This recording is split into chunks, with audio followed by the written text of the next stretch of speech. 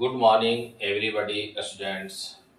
Last class में हम लोगों ने देखे क्या कि राज्य पुनर्गठन अधिनियम पॉलिटी का इम्पोर्टेंट टॉपिक था।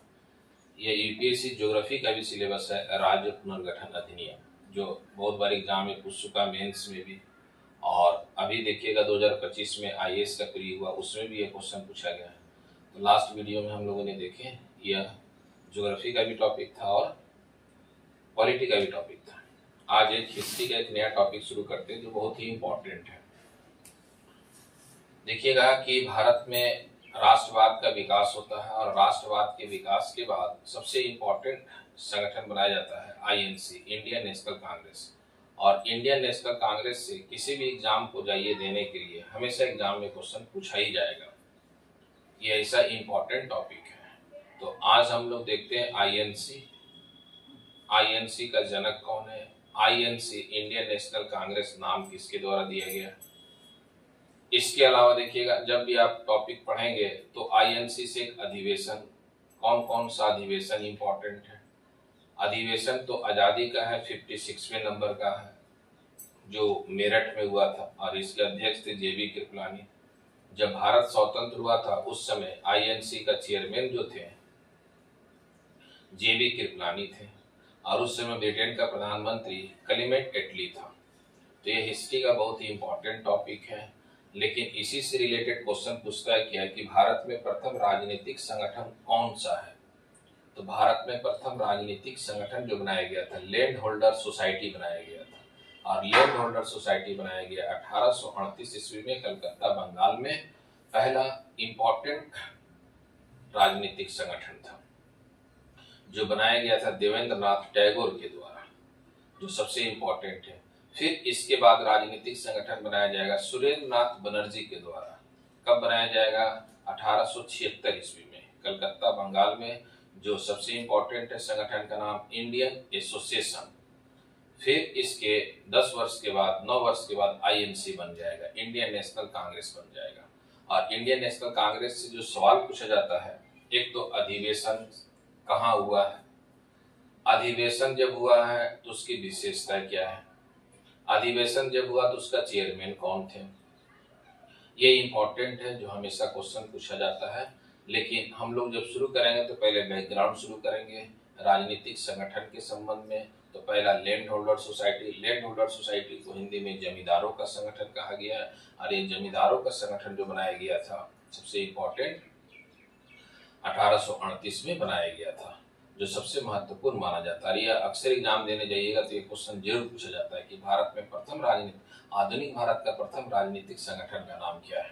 तो हम लोग पढ़ेंगे मेन टॉपिक तो आईएनसी है। लेकिन आईएनसी जानने से पहले 19वीं शताब्दी में जो महत्वपूर्ण राजनीतिक संगठन बना है उसके विषय में पहले हम लोग लिखेंगे, जानेंगे। इसके बाद हम लोग आईएनसी, और आईएनसी को मैं प्री और मेंस दोनों साथ साथ बताते चलूंगा कि प्री में किस प्रकार क्वेश्चन पूछा जाएगा, मेंस में किस प्रकार क्वेश्चन पूछा जाता है, सिविल में। जैसे मेंस में देखिएगा बहुत बार एग्जाम में क्वेश्चन पूछा जाता है क्या है कि भारतीय राजनीति में उदारवादी या नरम दल के नेताओं का महत्वपूर्ण योगदान क्या था। चाहे क्वेश्चन पूछा जाता है कि भारत के राजनीति में गरम दल के नेताओं का महत्वपूर्ण योगदान क्या था। ये बहुत इंपॉर्टेंट टॉपिक है, इससे जुड़ा हुआ है, क्वेश्चन आता है एग्जाम में है। एक चीज और भी याद रखिएगा, कांग्रेस आईएनसी जो है, ये आईएनसी का जो क्वेश्चन पूछा जाता है, एक तो अधिवेशन का क्रम भी पूछा जाता है कभी काल एग्जाम में। जैसे कभी क्वेश्चन आ जाए कि जब राष्ट्रीय गीत को गाया गया 1896 में कलकत्ता अधिवेशन में, तो वह कौन सा क्रम का रहा। तो हम लोग क्रम भी देखेंगे, जो इम्पोर्टेंट क्रम के संबंध में क्वेश्चन पूछा जाता है। लेकिन उससे कांग्रेस को जानने से पहले दो महत्वपूर्ण राजनीतिक संगठन के विषय में जानते हैं।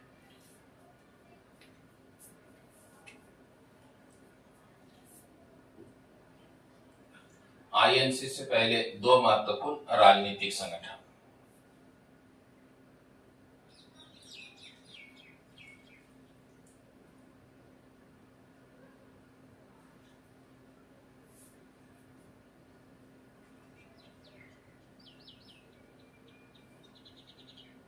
दो महत्वपूर्ण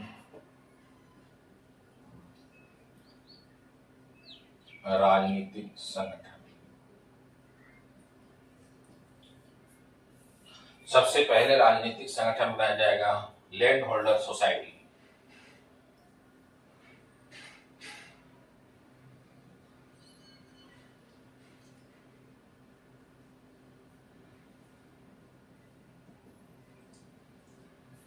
लैंड होल्डर सोसाइटी जो सबसे पहला महत्वपूर्ण संगठन बनाया जाएगा, जिसको कहा जाता है जमींदारों का संगठन है। जमींदारों का संगठन।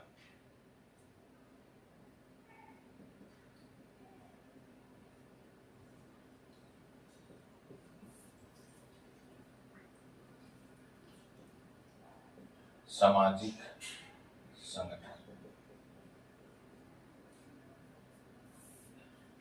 यह बनाया जाएगा 1838 ईस्वी में। कहा? कलकत्ता,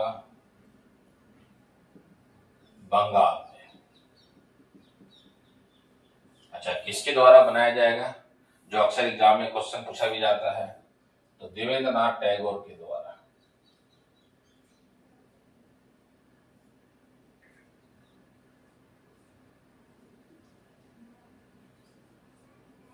टैगोर के द्वारा, जो सबसे इंपॉर्टेंट माना जाता है।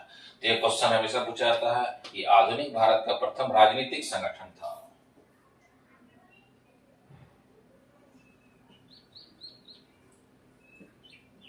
आधुनिक भारत का प्रथम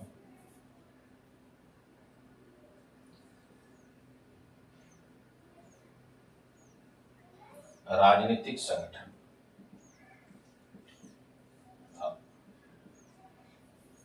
जो प्रथम संगठन था, इसमें आपको याद रखना है land holder society. Land holder society बना कब? 1838 ईस्वी में। कहां बना है? कलकत्ता, बंगाल में बनाया गया है। यह जमींदारों का सामाजिक संगठन था, देवेंद्रनाथ टैगोर ने बनाया और आधुनिक भारत का प्रथम राजनीतिक संगठन था। दूसरा जो संगठन है जो बनाया गया था, इंडियन एसोसिएशन।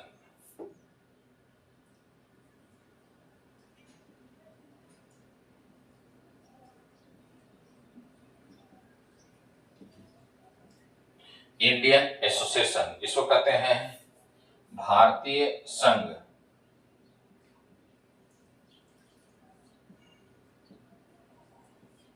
भारतीय संघ यह बना कब है?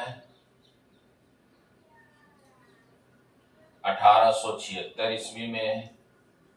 कहां बना है? कलकत्ता, बंगाल में।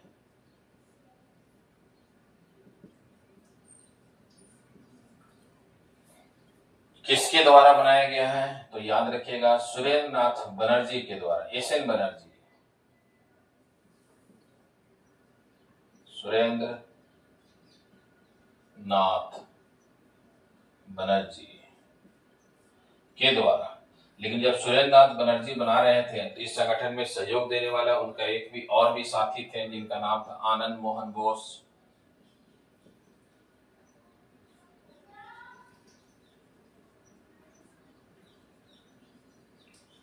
आनंद मोहन बोस। इन दोनों ने मिल करके बनाए थे, जो सबसे इंपॉर्टेंट था, जिसे हम कह सकते हैं कि आधुनिक भारत का महत्वपूर्ण सबसे महत्वपूर्ण राजनीतिक संगठन था यह।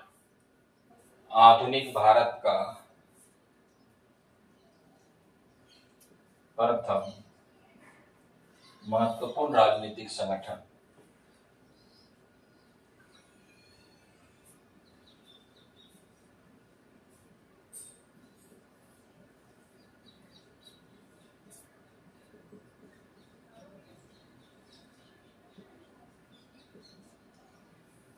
तो आईएनसी से पहले ये दो महत्वपूर्ण संगठन है जिसके विषय में जानना बहुत ही महत्वपूर्ण आपको है। जब ये जानेंगे कि पहला जो राजनीतिक संगठन है वह इंडियन एसोसिएशन था, और पहला जो संगठन था लैंड होल्डर सोसाइटी था, दूसरा जो था वह इंडियन एसोसिएशन था। इंडियन एसोसिएशन बनाए थे सुरेंद्र नाथ बनर्जी, और सुरेंद्र नाथ बनर्जी एक आईसीएस अधिकारी थे। 1874 ईस्वी में ब्रिटिश सरकार ने सुरेंद्र नाथ बनर्जी को आईसीएस के पद से डिसमिस कर दिया था, जो डिसमिस होने वाले प्रथम भारत के नागरिक थे। जो इनको डिसमिस किया जाएगा तो फिर ये आपको 2 साल के बाद एक राजनीतिक संगठन बनाएंगे और इन पर गलत आरोप लगा करके, सांप्रदायिकता का आरोप लगा करके डिसमिस किया गया था। और यह संगठन बनाएंगे 1876 में, और 1876 में सबसे इंपॉर्टेंट संगठन है इंडियन एसोसिएशन। आप सिविल का क्वेश्चन आगे देखिएगा, यह बहुत बार क्वेश्चन पूछ चुका है कि इंडियन एसोसिएशन नामक संगठन किसके द्वारा बनाया गया है, तो सुरेंद्र नाथ बनर्जी के द्वारा। और सुरेंद्र नाथ बनर्जी को जब बना रहे थे तो सपोर्ट कौन कर रहे थे, सहयोग कौन सा नेता दे रहे थे, आनंद मोहन बोस। तो यह बहुत ही इंपॉर्टेंट संगठन माना जाता है। तो सुरेंद्र नाथ बनर्जी एक आईसीएस अधिकारी थे। सुरेंद्र नाथ बनर्जी का पर्सनालिटी बहुत ही इंपॉर्टेंट है। सुरेंद्र नाथ बनर्जी एक तो आईसीएस अधिकारी, आप याद रखेंगे। इसके अलावा सुरेंद्र नाथ बनर्जी को आईसीएस के पद से डिसमिस किया गया था, जो प्रथम भारत के नागरिक थे 1874 ईस्वी में।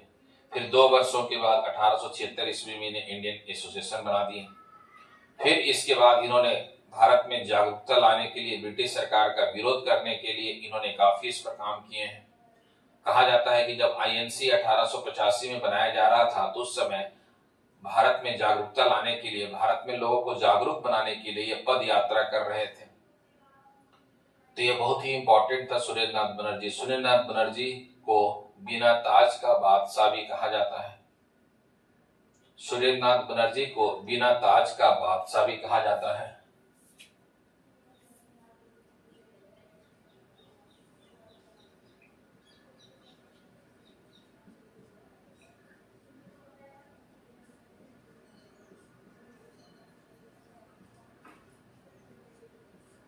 बिना ताज का बादशाह कहा जाता है।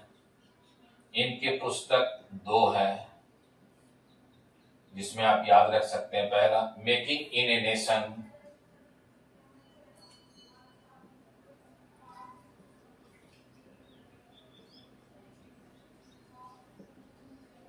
नेशन। दूसरा पुस्तक है बंगाली, बंगाली। ये बहुत ही इंपॉर्टेंट पर्सनालिटी है सुरेंद्र नाथ बनर्जी। सुरेंद्र नाथ बनर्जी एक आईसीएस अधिकारी थे।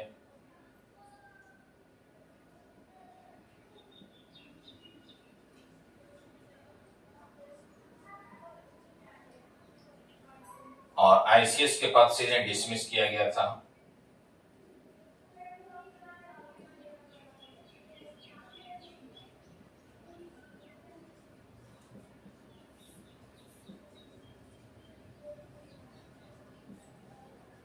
ब्रिटिश सरकार ने डिसमिस कर दिया था, डिसमिस कर दिया था। जो पद से हटाने वाले प्रथम भारतीय नागरिक थे, पद से हटाने वाले प्रथम भारतीय नागरिक थे। ये सही फैक्ट आप याद रखेंगे जो सबसे इंपॉर्टेंट है। या जब हम लोग आईएनसी पढ़ेंगे तो बहुत सारी पर्सनालिटी आएंगे, सभी का पर्सनालिटी में साथ साथ में डिस्कस करते चलूंगा। और मैं बताऊंगा ये क्वेश्चन यूपीएससी में आया हुआ है, आप क्वेश्चन उठा करके देख भी सकते हैं। यह क्वेश्चन पूछा गया सिविल में, ये बहुत बार एग्जाम में क्वेश्चन पूछा जाता है। या आप कम से कम सिविल का क्वेश्चन उठा के देखेंगे तो इंडियन एसोसिएशन बहुत बार पूछा गया है यूपीएससी का पेपर में। इसके अलावा और भी कोई पेपर उठाइएगा तो उसमें क्वेश्चन लैंड होल्डर सोसाइटी मिल जाएगा। ये बहुत इंपॉर्टेंट संगठन है यह, जिस पर हम लोग चर्चा किए हैं। फिर सुरेंद्र नाथ बनर्जी का पर्सनालिटी बहुत ही इंपॉर्टेंट है। इनके द्वारा पुस्तक का पूछा गया बहुत बार एग्जाम में। इसके अलावा इन्हें बिना ताज का बादशाह कहा जाता है, ये उपाधि के रूप में है। इसके अलावा आप कहेंगे इनकी 2 पुस्तक याद रखिएगा। फिर आईसीएस के पद से डिसमिस होने वाले प्रथम भारत के नागरिक हैं। ब्रिटिश सरकार ने इनको क्या किया, डिसमिस कर दिया था, जो सबसे इंपॉर्टेंट है। तो यह हम लोग देखेंगे इसमें है जो इंपॉर्टेंट है। अब हम लोग जो है बैकग्राउंड जो है आईएनसी बनने के पहले हम लोगों ने बैकग्राउंड देख लिए हैं। अब थोड़ा सा भारत में आईएनसी जो बनेगा तो उसका कुछ बैकग्राउंड ये इससे जुड़ा हुआ है। फिर आप पढ़ेंगे वर्ल्ड हिस्ट्री में एक इंपॉर्टेंट टॉपिक है यूनिफिकेशन ऑफ इटली एवं यूनिफिकेशन ऑफ जर्मनी और दोनों का यूनिफिकेशन होगा 1870 और 71 ईस्वी में, जब जर्मनी का एकीकरण होगा और जर्मनी को एकीकरण करेंगे बिस्मार्क। मैं इसको लिख करके थोड़ा समझाता हूं आपको।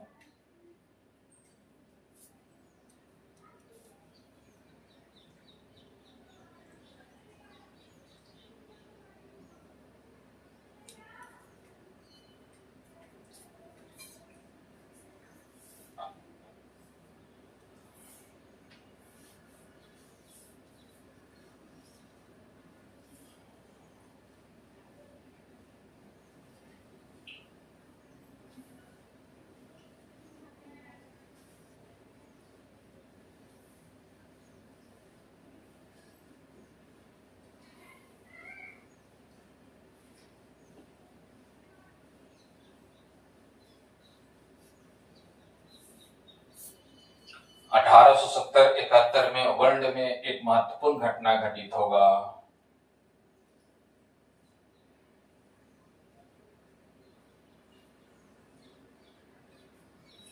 अठारह सौ सत्तर 71 ईस्वी में बिस्मार्क जर्मनी का एकीकरण करेगा।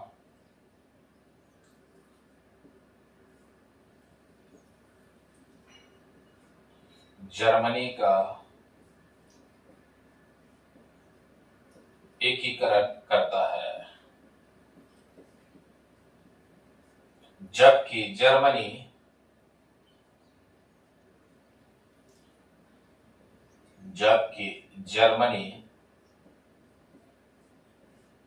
400 छोटे छोटे राज्यों में बटा हुआ था।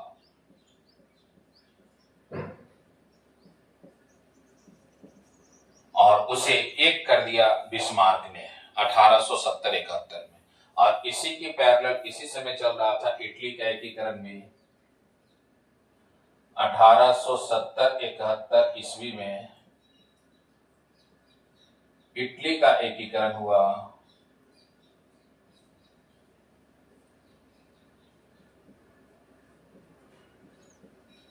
इटली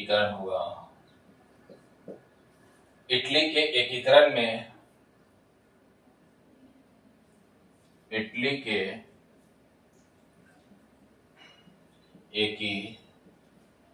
में तीन महत्वपूर्ण नेताओं का योगदान था।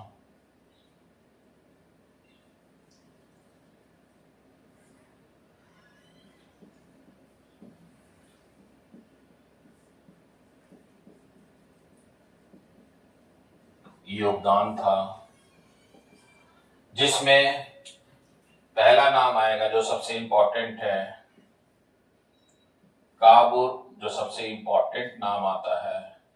दूसरा मैजिनी और तीसरा गैरिबाल्डी।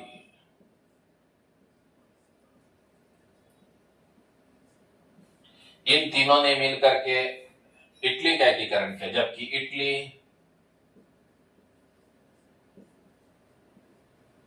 इटली 300 छोटे छोटे राज्यों में बटा हुआ था।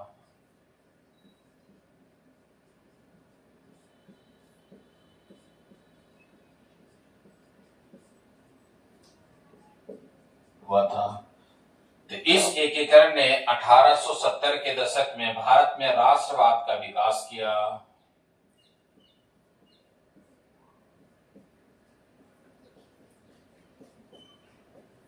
राष्ट्रवाद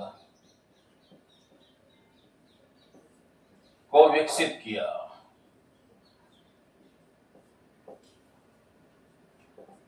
1870 के दशक में जब भारत में राष्ट्रवाद का विकास होगा, तब भारत में एक राष्ट्रीय आंदोलन पर विचार किया जाएगा, एक राष्ट्रीय संगठन बनाने पर विचार किया जाएगा, जो राष्ट्र के लिए ब्रिटिश सरकार के अगेंस्ट में संघर्ष करे।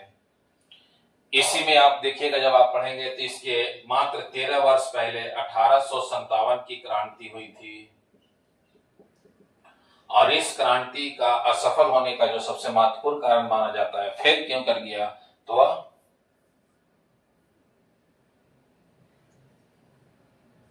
राष्ट्रवाद का अभाव था।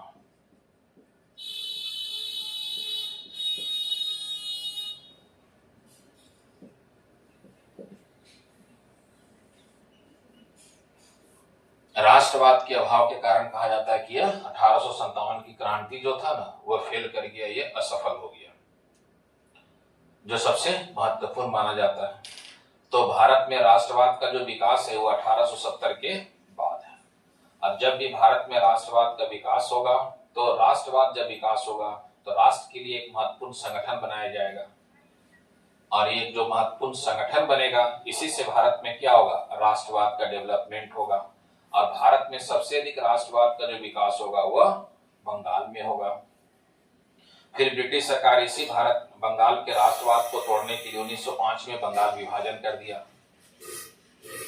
बंगाल का विभाजन जो किया जाएगा 1905 में, किसके द्वारा, लॉर्ड कर्जन के द्वारा। लॉर्ड कर्जन चाहेगा कि बंगाल में जो राष्ट्रवाद उसको तोड़े, तो उसने क्या किया, हिंदू और मुसलमानों के बीच में धार्मिक आधार पर बंगाल को विभाजित कर दिया। पूर्वी बंगाल में जो मुस्लिम समुदाय के लोग थे उसे पूर्वी बंगाल बना दिया। पश्चिम बंगाल में जो बंगाली थे, ये हिंदू समुदाय के लोग थे, जिसमें बिहार में मिला हुआ था, उसको अलग कर देगा।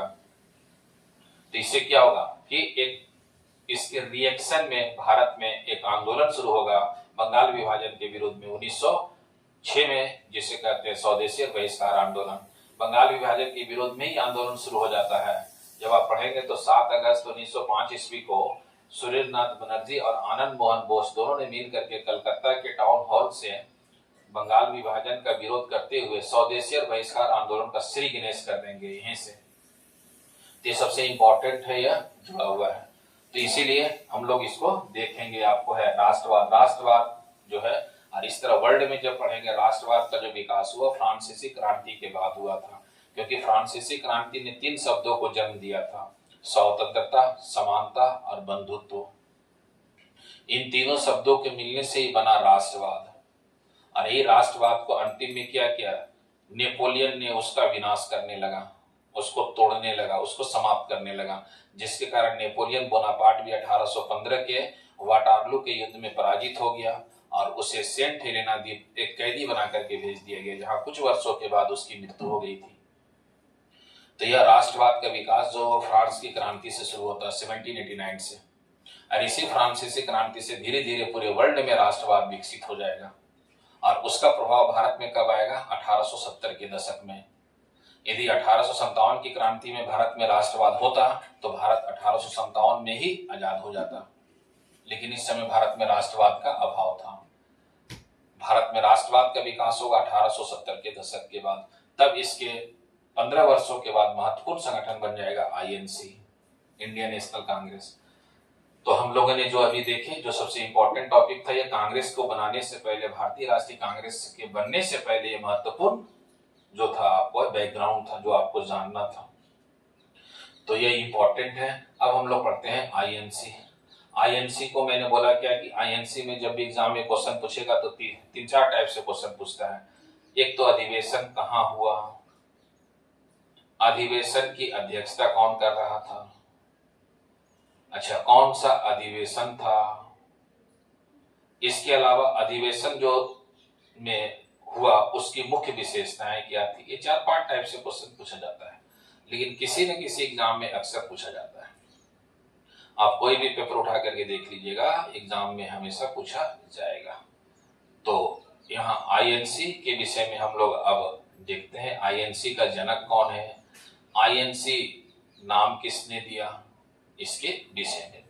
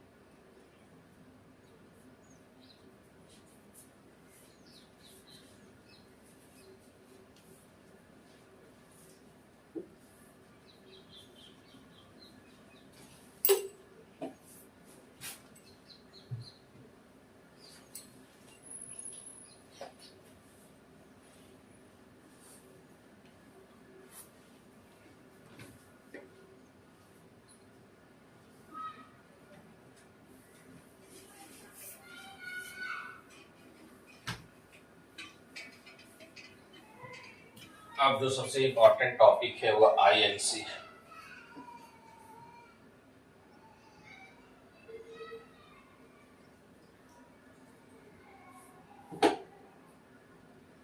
(1885) से 1947 हम लोग को जो देखेंगे मेन रूप से वो आपको है 1947 आजादी तक ही हम लोग को देखना है आईएनसी का, कि आईएनसी का क्या रोल है, समझा रहे हैं। अब आईएनसी इंडियन नेशनल कांग्रेस हो गया यह,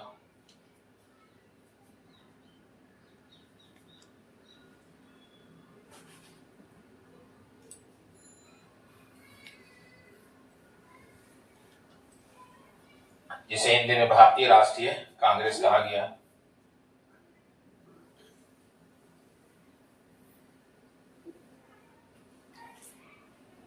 भारतीय राष्ट्रीय कांग्रेस।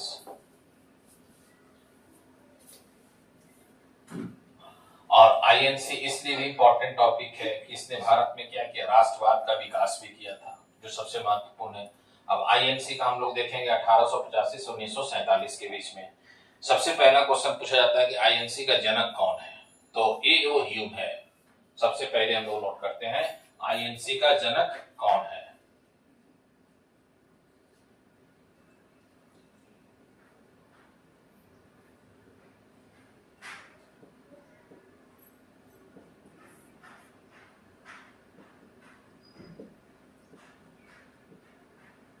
ए.ओ. ह्यूम है, इसका पूरा नाम था एलन ऑक्टेवियन ह्यूम।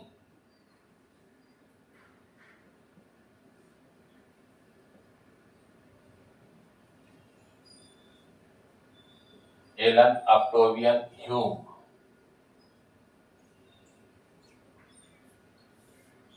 तो सबसे पहले याद रखिएगा आईएनसी का जनक किसे कहा गया है, एलन ऑक्टेवियन ह्यूम को। अच्छा, एलन ऑक्टेवियन ह्यूम से एक दो विशेषताएं जो इंपॉर्टेंट है। एलन ऑक्टेवियन ह्यूम जो था एक आईसीएस अधिकारी था।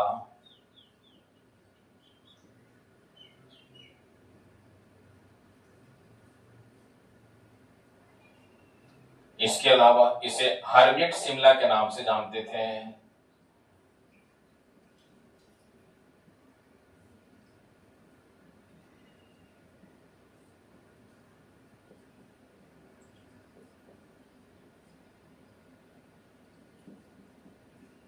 जानते थे।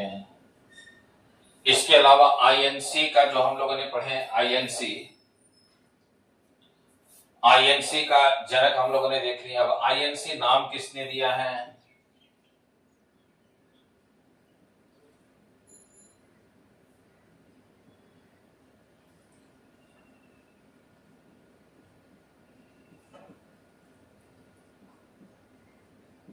तो आप इसमें याद रखिएगा दादा भाई नौरोजी के द्वारा आईएनसी नाम दिया गया है।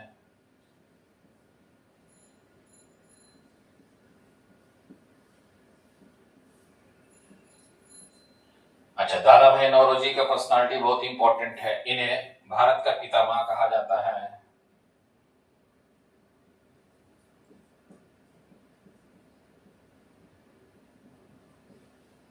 भारत का पितामह कहा जाता है।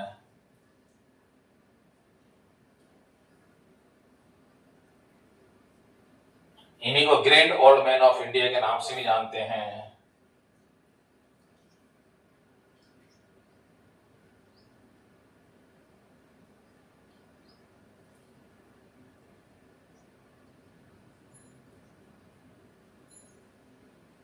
Grand old man of India के नाम से भी जानते हैं। और दादा भाई नौरोजी जो थे एक भारत के आर्थिक राष्ट्रवादी नेता थे। जब आप आधुनिक भारत पढ़ेंगे तो आधुनिक भारत में 3 भारत के आर्थिक राष्ट्रवादी नेता रहे हैं, जिसमें सबसे पहले नाम आता दादा भाई नौरोजी का। यह एक आर्थिक राष्ट्रवादी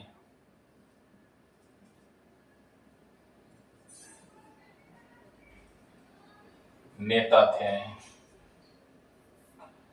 आर्थिक राष्ट्रवादी नेता। जबकि 2 अन्य आर्थिक राष्ट्रवादी नेता कौन थे, तो आप पहला तो आपको मैंने बता दिया कि आर्थिक राष्ट्रवादी नेता थे दादा भाई नौरोजी, जो पहला नाम इंपॉर्टेंट है। 2 नाम और भी इंपॉर्टेंट है जो आप इसे याद रख सकते हैं। महादेव गोविंद रानडे, महादेव गोविंद रानडे। और तीसरा नाम याद रख सकते हैं रमेश चंद्र दत्त, रमेश चंद्र दत्त। ये तीन नाम आपको याद रखना है। आधुनिक भारत के आर्थिक राष्ट्रवादी नेता थे, जिसमें पहला नाम याद रखिएगा दादा भाई नौरोजी। दूसरा नाम आप इसमें याद रखेंगे जो सबसे इंपॉर्टेंट है, महादेव गोविंद रानडे। इन्हीं की प्रेरणा से प्रार्थना समाज 1867 में बनाया जाता है। और महादेव गोविंद रानडे कौन थे? तो गोपाल कृष्ण गोखले के राजनीतिक गुरु थे। और गोपाल कृष्ण गोखले किनके राजनीतिक गुरु थे? तो महात्मा गांधी के राजनीतिक गुरु थे। तो मॉडर्न इंडिया बहुत ही इंपॉर्टेंट टॉपिक है, और मॉडर्न इंडिया आप यदि अच्छा से आप कर लेंगे तो मॉडर्न इंडिया से सभी जगह एग्जाम में क्वेश्चन पूछा जाता है। अभी देखिएगा आईएएस का मेंस होगा अगस्त सितंबर में, वहां मॉडर्न इंडिया से क्वेश्चन पूछा ही जाएगा। और आईएनसी बहुत ही इंपॉर्टेंट टॉपिक है।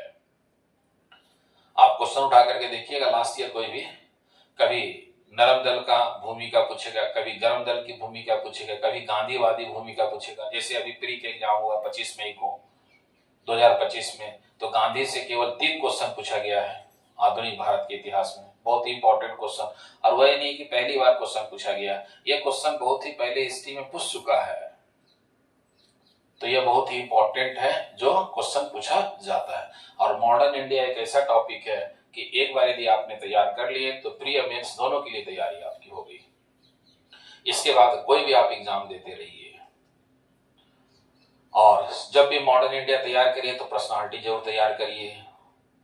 जैसे बाल गंगाधर तिलक की पर्सनालिटी है, जैसे आर्थिक राष्ट्रवादी नेता कौन है, जो सबसे इंपॉर्टेंट में बताया कि 3 आर्थिक राष्ट्रवादी नेता हैं, और तीनों का नाम मैंने बता दिया। एक दादा भाई नौरोजी, दूसरा महादेव गोविंद रानडे, तीसरा मैंने बता दिया रमेश चंद्र दत्त। रमेश चंद्र दत्त का एक हिस्ट्री आपको एक पुस्तक भी है, इकोनॉमी हिस्ट्री ऑफ इंडिया। और दादा भाई नौरोजी का तो बहुत सारे पुस्तक है। 1867 में इनका एक पुस्तक है poverty and un British rule in India, और इसी में ही इसी पुस्तक में ड्रेन ऑफ वेल्थ का सिद्धांत देंगे। और ड्रेन ऑफ वेल्थ के सिद्धांत में बताते क्या है कि भारत से सभी प्रकार का धन ले जा रहा है ब्रिटेन, इसके बदले में भारत में कुछ भी संरचनात्मक कार्य नहीं कर रहा है। तो ये बहुत ही इंपॉर्टेंट टॉपिक है, इससे जुड़ा हुआ है। और मॉडर्न इंडिया जब आप पढ़ेंगे तो मॉडर्न इंडिया में ऐसे भी पर्सनालिटी को जानना इंपॉर्टेंट है कि दादा भाई नौरोजी का राष्ट्रीय आंदोलन में क्या योगदान रहा है, उन्होंने किया है। दादा भाई नौरोजी एक पारसी समुदाय से संबंधित थे, और दूसरे ही आईएनसी का अध्यक्ष बनेंगे जब कलकत्ता में अधिवेशन होगा 1886 में। आईएनसी का 3 बार अध्यक्ष बनने वाले पहले पर्सनालिटी है दादा भाई नौरोजी। 1886 में कलकत्ता अधिवेशन, 1893 में लाहौर अधिवेशन, और 1906 में फिर एक कलकत्ता में अधिवेशन होगा। तो सबसे इंपॉर्टेंट माना जाता है दादा भाई नौरोजी के विषय में। और इन्होंने ही नाम रखे आईएनसी, इंडियन नेशनल कांग्रेस, जिसमें कांग्रेस का अर्थ होता है, जिसमें कांग्रेस का अर्थ होता है लोगों का समूह। कांग्रेस अमेरिका के संविधान से लिया गया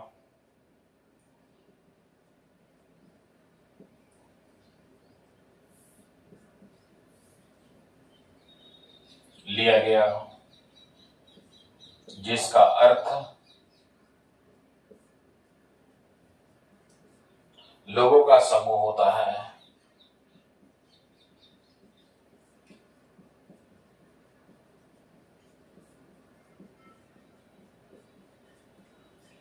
चाहे इसको इंग्लिश में आप कर सकते हैं गैदरिंग ऑफ द पीपल। तो आप याद रखिएगा जो सबसे इंपॉर्टेंट है, जनक हो गया एओयू, और किनके द्वारा नाम दिया गया? दादा भाई नौरोजी के द्वारा।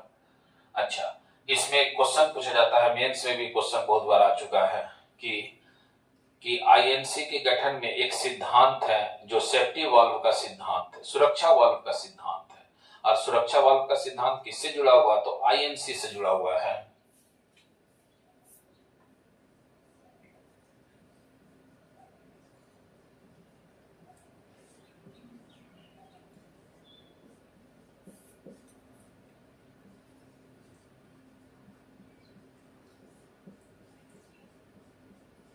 आईएनसी से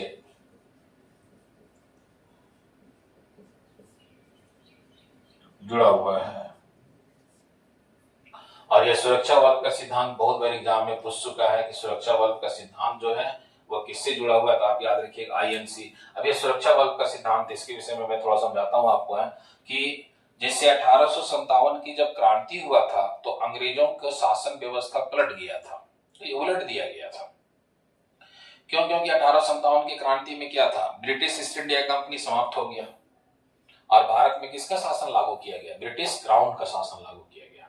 तो इसी प्रकार की क्रांति 1880 के दशक में होने की संभावना लगा ब्रिटेन के अधिकारियों को। और जब आईएनसी बन रहा था, तो आईएनसी जब बनाया जा रहा था तो उस समय आईएनसी जब बन रहा था तब भारत के गवर्नर जनरल या भारत का वायसराय लॉर्ड डफरिन थे, जो 1884 से लेकर 1888 के बीच में रहेंगे। और उनको एक शंका हुआ, उनको एक लग रहा था, डर का माहौल लग रहा था कि फिर भारत में क्रांति होने वाला है। तब लॉर्ड डफरिन जो वायसराय के पद पर काम कर रहे थे, गवर्नर जनरल थे, वो ह्यूम को जिम्मेदारी देंगे कि आप जिम्मेदारी क्या देंगे कि अभी भारत में क्या माहौल चल रहा है, आप राष्ट्रीय नेताओं से मुलाकात कीजिए और उनके बात को जानिए। तो ब्रिटिश सरकार तो एक तो अपने तरफ इस तरह की समस्या झेल रही थी।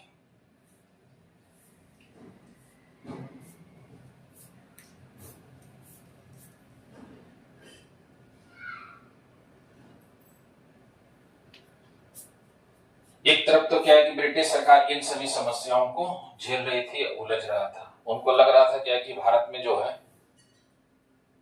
भारत में इस प्रकार की क्रांति फिर से होने वाला है और यदि इस बार क्रांति होता है तो ब्रिटिश क्राउन का शासन ही समाप्त हो जाएगा। इसलिए इन लोगों ने क्या है, लॉर्ड डफरिन ने इस क्रांति की आशंका को जानने के लिए, क्रांति हो रहा है या नहीं इसके विषय में जानने के लिए इसकी जिम्मेदारी किसको दे दिया, ए.ओ. ह्यूम को दे दिया।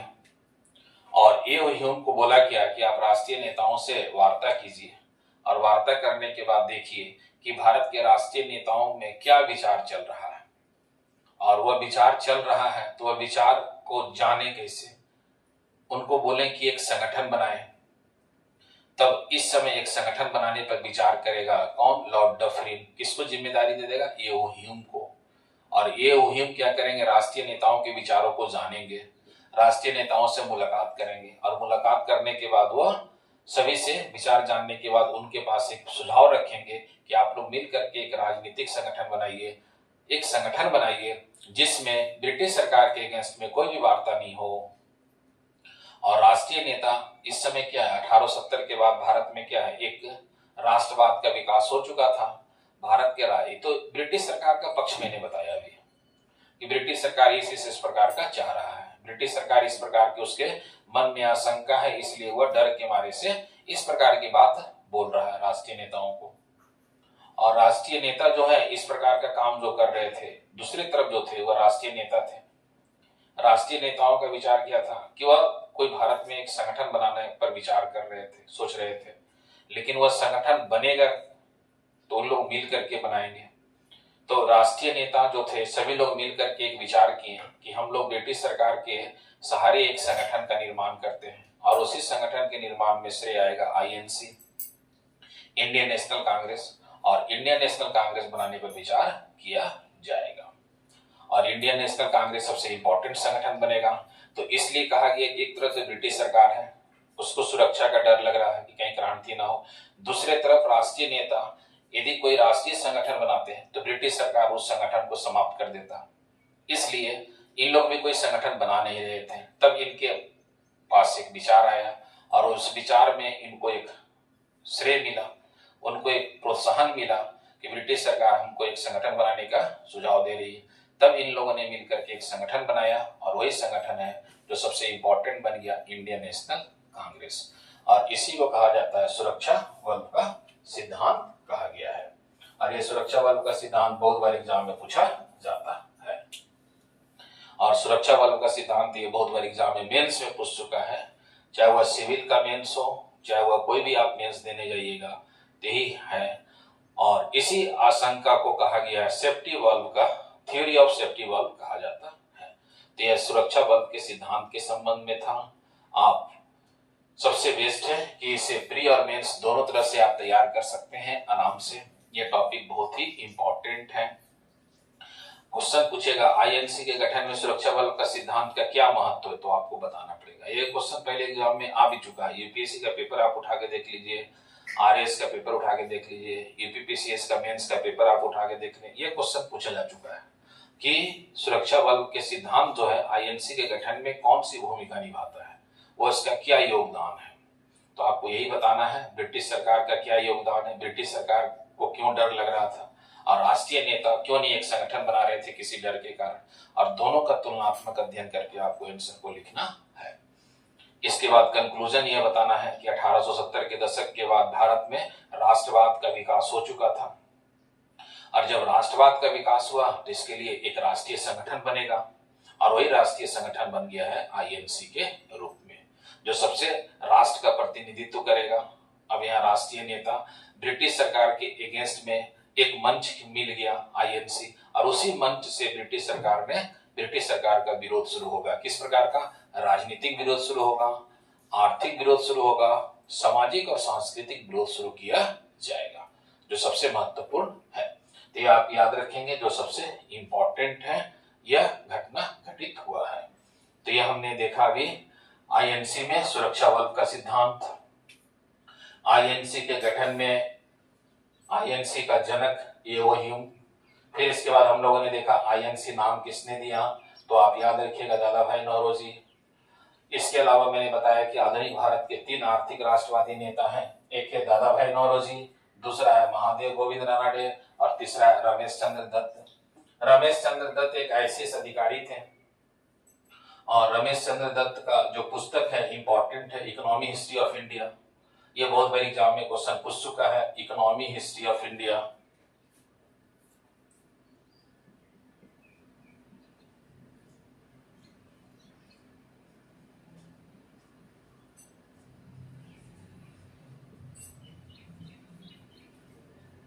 इकोनॉमी हिस्ट्री ऑफ इंडिया, ये बहुत बार एग्जाम में ये पुस्तक लिखा गया 1901 में।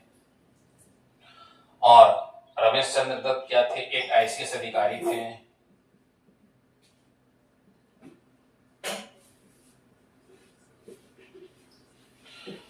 अच्छा, जब ये कांग्रेस बनाया गया उस समय, जब आईएनसी बनेगा उस समय गवर्नर जनरल वायसराय कौन होगा?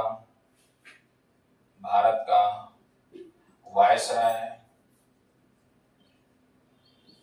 या गवर्नर जनरल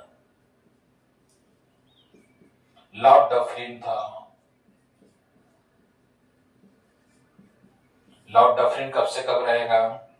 1884 से 1888 के बीच में रहेगा। तो आप इसे याद रखिएगा, यह कांग्रेस का गठन के संबंध में था। फिर कांग्रेस का इसके बाद महत्वपूर्ण अधिवेशन है। कहां कहां अधिवेशन हुआ है कांग्रेस का, उसके विषय में चर्चा करेंगे। और यह आप इसमें प्री और मेंस के संदर्भ में दोनों मैंने डिस्कस कर दिया और बता दिए कि प्री में क्वेश्चन आएगा, मेंस में क्वेश्चन पूछा जाएगा सुरक्षा बल के संबंध में। तो आपको यहाँ बताना होगा कि सुरक्षा बल है क्या, जो सबसे महत्वपूर्ण है। ऑल द बेस्ट, जय हिंद।